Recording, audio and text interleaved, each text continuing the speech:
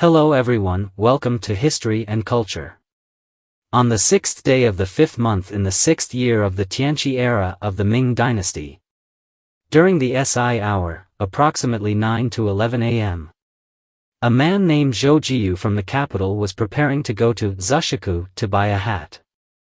As he walked along the street, he encountered 6 friends and stopped to exchange greetings.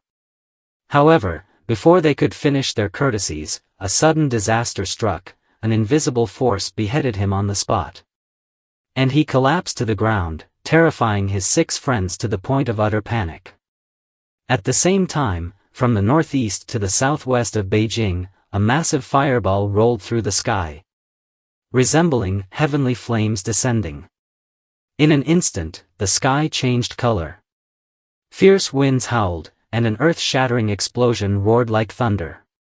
A colossal black cloud, resembling a mushroom or lingzhi fungus, shot up into the sky, towering over the southwestern corner of the city, as if an apocalyptic catastrophe had descended upon the land.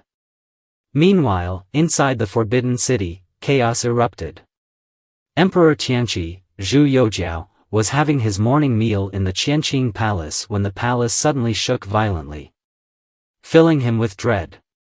He abandoned his meal and immediately rushed toward the Jiaotai Hall, moving so quickly that the eunuchs around him struggled to keep up. Only one close guard managed to follow him closely. However, as they reached the Jianji Hall, debris from buildings rained down from the sky. A wooden beam and tiles struck the guard, knocking him down instantly.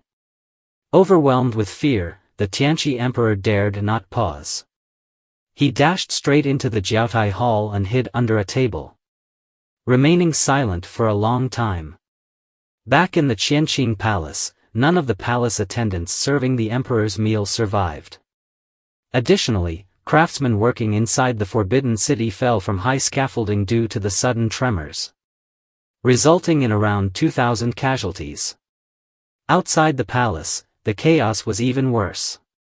Objects of all kinds, wooden beams, stones, and even livestock, fell from the sky. Strangely, after the explosion, many people mysteriously lost their clothes. The streets were filled with naked people running around in a panic. Injured individuals on the ground witnessed women hastily passing by, some using tiles to cover themselves, others wrapping half a pair of trousers around their bodies, and even some draping themselves in bed sheets or blankets, creating a bizarre and bewildering scene. Historical records mention that an official named He Tingshu was about to leave his residence to visit a friend when the sudden explosion reduced his entire household to rubble, burying his family under the debris.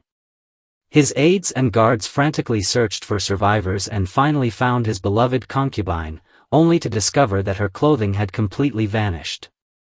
Embarrassed, she could only cover herself with her hands in distress. Seeing this, He Tingshu's aide immediately removed his robe and gave it to her to wear, then helped her onto a donkey and hurriedly left the scene. Even more bizarrely, some noble ladies traveling in sedan chairs had the tops of their chairs blown away. Their clothes vanished, yet their bodies remained unharmed, as if they had fallen victim to a cosmic prank.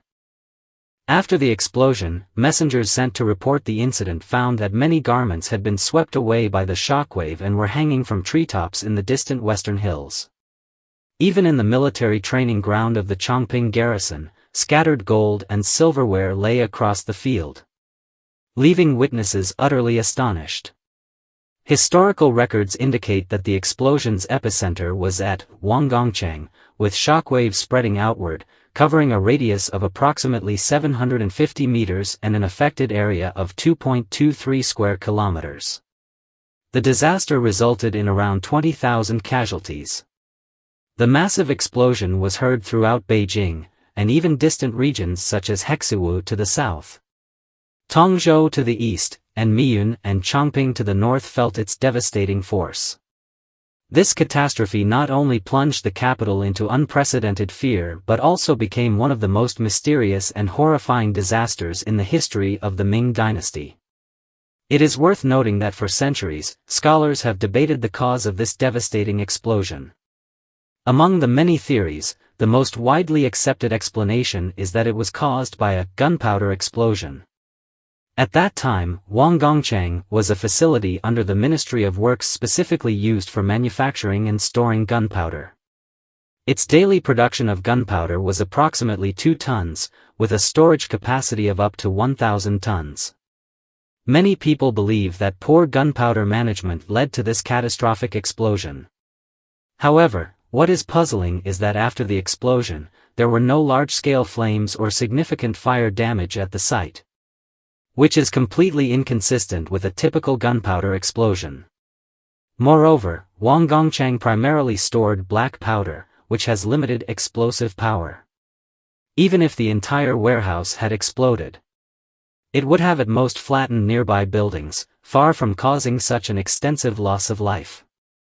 Additionally, a gunpowder explosion would not cause people's clothing to vanish into thin air, a bizarre phenomenon that defies explanation through conventional gunpowder detonation.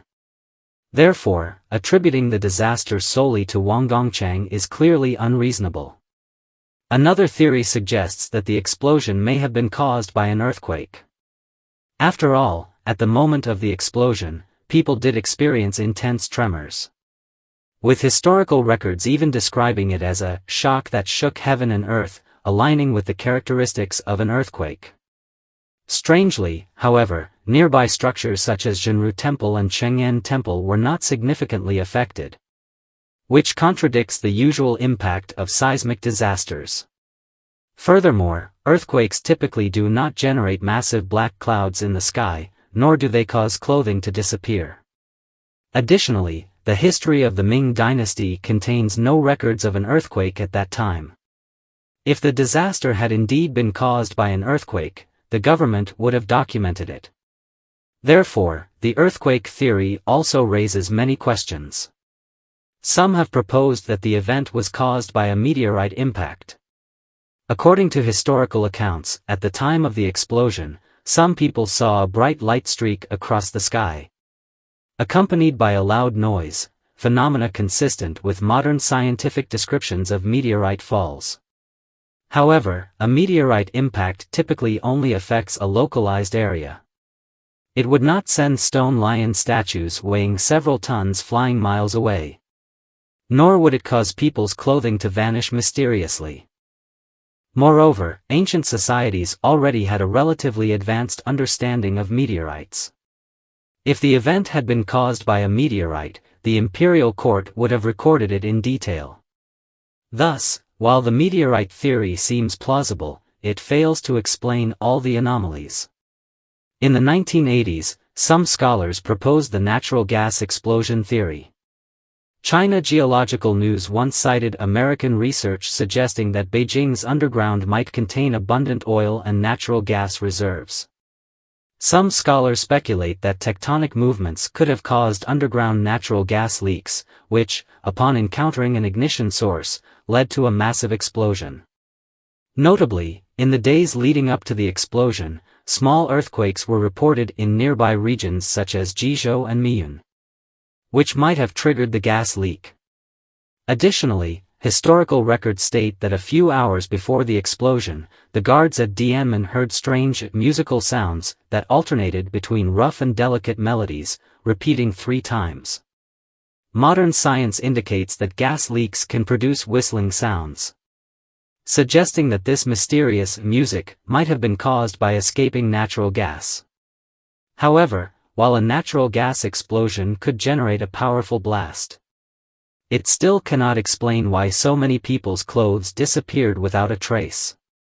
Thus, this theory remains controversial.